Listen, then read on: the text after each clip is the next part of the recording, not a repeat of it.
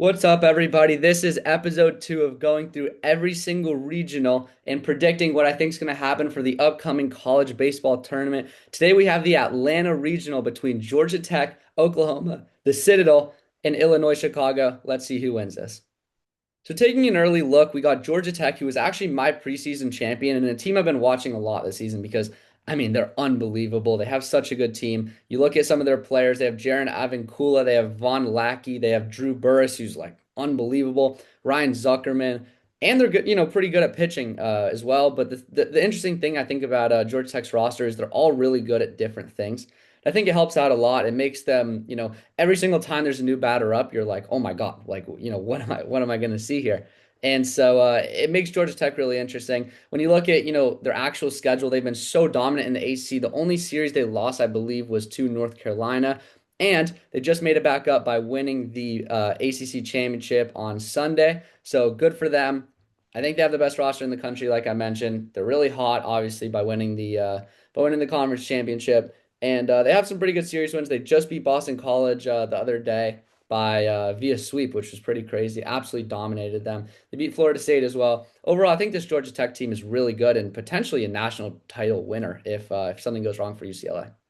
Now you take a look at Oklahoma, a team that has been struggled a decent amount in the SEC. They went 14 and 16 in conference play, 32 and 21 overall. Didn't do great in the SEC tournament. They just got off a end of the season series against Tennessee that they lost 2-1, I believe.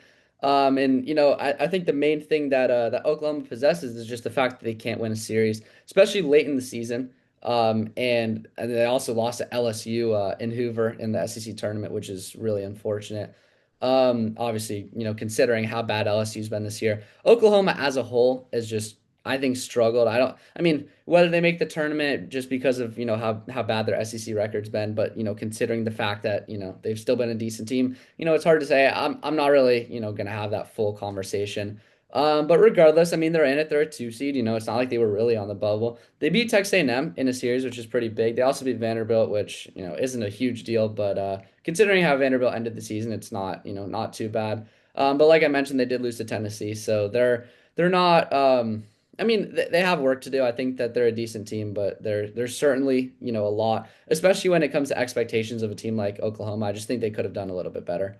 When you look at their roster, they have some pretty good guys. They have Dayton LaChance, they have Camden Johnson, and they have Cameron Johnson, who's good on the mound. I'm actually not sure if Camden and Cameron are related, but I'm almost positive that they are. So yeah, this Oklahoma team, they're decent. If we're talking about for a 2 seed, I think they're a bit overrated, but they also happen to play in a regional that's pretty easy. So we'll see how that goes. Next up is the Citadel, who finished 35 and 24, 11 and 10 in their conference. That had a pretty decent team, but the one thing that I will say is they played some pretty good competition. Being in South Carolina, they played some local teams. There's obviously a bunch of really good teams in that area. And the only team they beat was the South Carolina Gamecocks. They beat them twice, which is pretty interesting. They beat them midweek twice. But the reality is, every good team that they played, or really any team with like a decent pulse, they ended up losing to. So it's important to notice, obviously, when you're playing in the national tournament, you're not going to be playing against any scrubs. You know what I mean? You're only going to be playing against pretty good competition. And so for that reason, I'm not super high on the Citadel.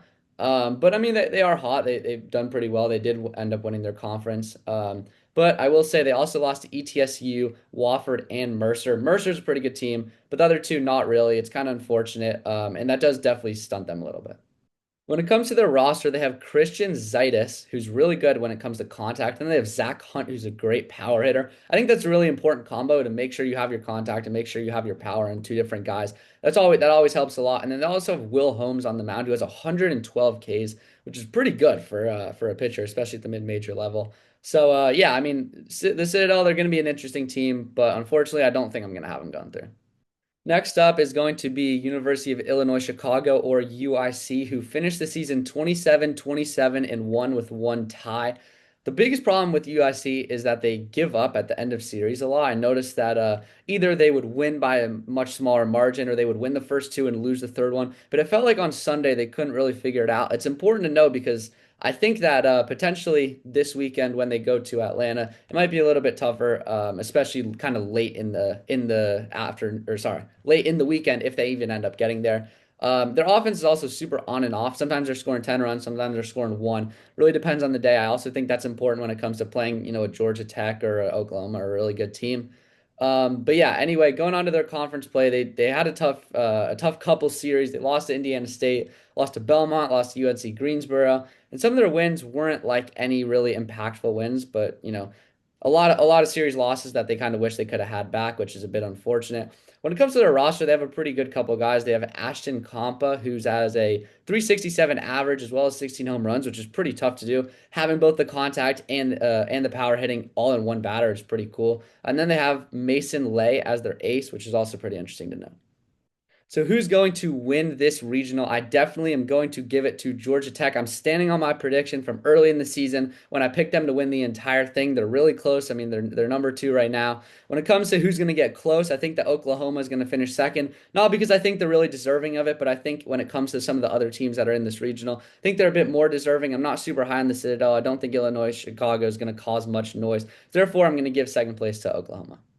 So yeah, thank you guys so much for listening. I had a really good time talking about Georgia Tech and all these teams. We're gonna be having a lot more different regional talks, so make sure to stay tuned into the channel for more.